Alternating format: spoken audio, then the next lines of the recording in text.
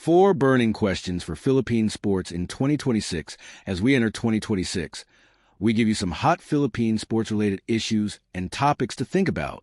The calendar for Philippine sports is pretty loaded for 2026. We've got the Asian Games, qualifiers for the FIBA World Cup and AFC Asian Cup, and your usual local leagues and tournaments. The typical Filipino sports fan will surely keep an eye on all these events. That said, here are 4 burning questions about the Philippine sports scene in 2026. Will San Beta finally make the leap to the UAAP? No official announcement has been made yet, but numerous reliable sources have confirmed to the game that San Beta, a longtime pillar of the National Collegiate Athletic Association, NCAA, has indeed made overtures to the Universities Athletic Association of the Philippines, UAAP, about transferring leagues.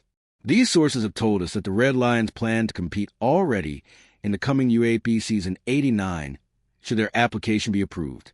As things stand, everything is still in flux.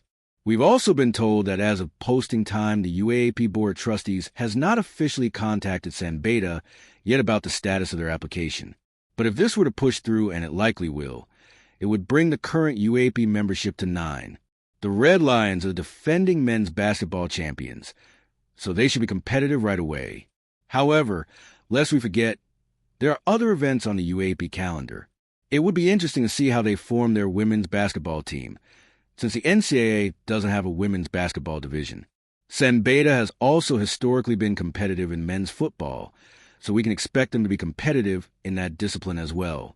A San Beta to UAAP move will also revive the Ateneo-San Beta rivalry, which was one of the highlights of the NCAA during its formative years. On the flip side, you also have to wonder what will happen to the NCAA if its glamour team leaves. What will happen? We'll find out in the coming weeks. Will Alex Ila continue her rise up the WTA rankings? After a highly productive 2025 campaign on the WTA Tour, the onus is now on tennis sensation Alex Ila to build on these gains in 2026. As it is, it's already difficult to climb the rankings, but staying where you are or climbing up further is the real challenge. In the ADP and WTA, players earn points on a rolling 52-week cumulative system. They need to defend their points earned from the previous year by matching or surpassing their performances. This means if a player reached the semifinal of a particular tournament last year, but only reaches the last 16 this year, he or she will lose points. Alex peaked at a career-high 50 late last year when she had close to 1,200 points.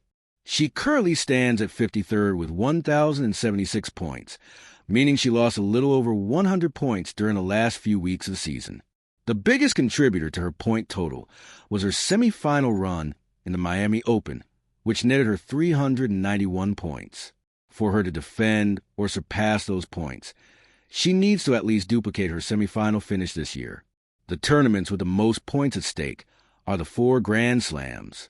Of the 4, Alex advanced to the second round in the U.S. Open, which netted her 30 points.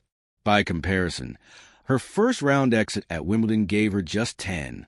Obviously, there are numerous other WTA tournaments at which to gain points, and we're sure Alex's team has plotted out her 2026 campaign to maximize her opportunities. Targeting the top 40 and advancing further in the slams would seem like ambitious but doable goals for the young Filipino tennis phenom. How will Team Philippines fare in the Aichi Nagoya Asian Games? At the 2022 Hangzhou Asian Games, which were actually held in 2023 due to pandemic, Team Philippines won 4 gold, 2 silver, and 12 bronze medals. The golds came from pole vaulter E.J. Obaina, Jiu-Jitsu's Megi Ochoa and Annie Ramirez, and Gilas Pilipinas men's basketball team. The silvers were courtesy of Wushu's Arnel Mundal and boxing Yumir Marcial. The bronzes came from a variety of events, including Wushu, Taekwondo, Jiu-Jitsu, Karate, tennis, weightlifting, cycling, and CPAC takraw. At the 2018 Jakarta Asian Games, the Philippines also won 4 gold from weightlifting, skateboard, and golf, too. The prefecture of Aichi and the city of Nagoya will serve as a venue for the 2026 Asian Games, scheduled for late September this year. Will Team Philippines match or even surpass the 4-gold haul of the 2 previous editions? Obaina will likely be back to defending his pole vault crown, but the road to a repeat won't be easy. While he's still the highest-ranked Asian in the official pole vault rankings, he slipped out of the top 10 for the first time in several years.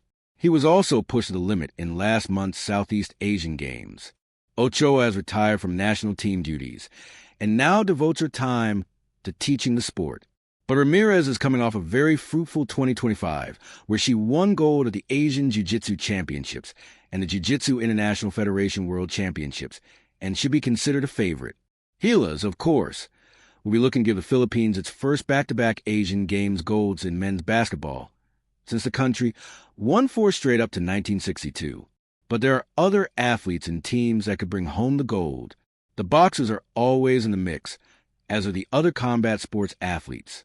Carlos Yulo chose not to compete in Hangzhou due to a scheduling conflict. But if he competes this time around, fresh off a gold and a bronze at the 2025 World Championships, he would be a heavy favorite.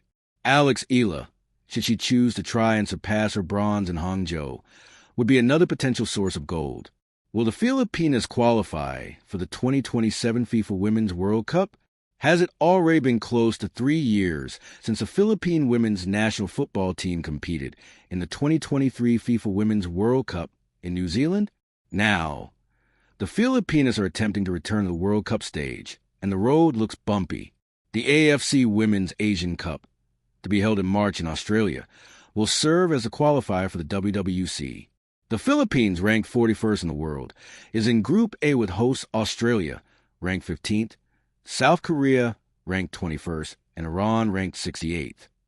The top 2 teams from each of the 3 groups and the 2 best third-place teams will advance to the quarterfinals. The top 6 will earn tickets to the WWC. If the Filipinas finish third in their group, they have to at least limit the number of goals scored against them to increase their chances of making it to quarters. If they do get through, they have to hope for favorable matchups in the knockout stages. The Philippines is currently ranked 7th in the latest AFC women's rankings, just a notch below Chinese Taipei. So a top 6 finish certainly is within reach.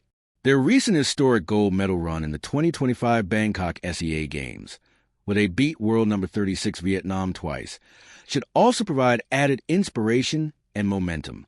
The big question is if ace striker Serena Bolden will be able to rejoin the team after her ACL injury suffered in April last year.